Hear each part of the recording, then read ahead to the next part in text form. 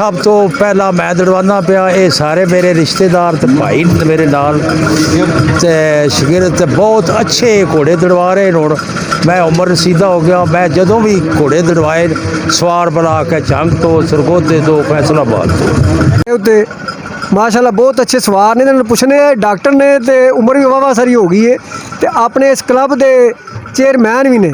तुसी डॉक्टर साहब नाले अपने क्लब का नाम दसने, अपनी उम्र तुहाडी की है, कदों तो नेज़ाबाजी च आए हो, तुसी भी राय साहब चस लैन आए हो या मतलब कोई होर वजह है? बिस्मिल्लाहिर्रहमानिर्रहीम।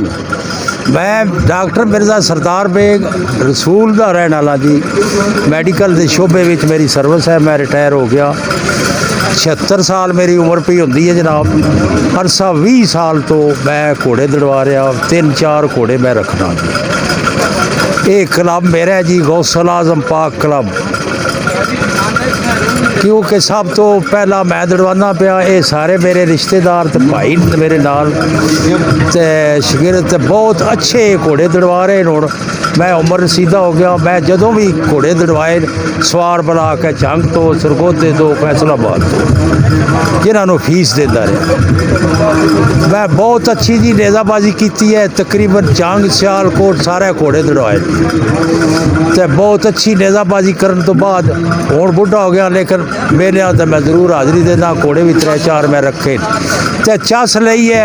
एडी गेम और दुनिया दे कोई नहीं जनाब।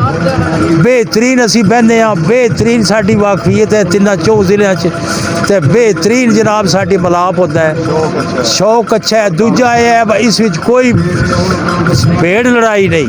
20 साल मैं नहीं देखा भाई इस गेम में भेड़ या लड़ाई या अदावत किसी दियाँ अपनियाँ हो सन। बहरहाल बहुत अच्छी है जी, अल्लाह ताला इसनों कायम व दायम रखे। गेम नू गौरमेंट नू कितनियां कुछ सहूलतां ने और कितनियां कुछ मुश्किलात पैदा होंदियां ने जिसले लोग अपनी मदाब दे तहत मेले करांदे। तुहाडा बड़ा तजर्बा है 20 साल का जनाब। मेले लवाना को अच्छे तरीका नाल नहीं लगते, बहुत बड़ा खर्च है।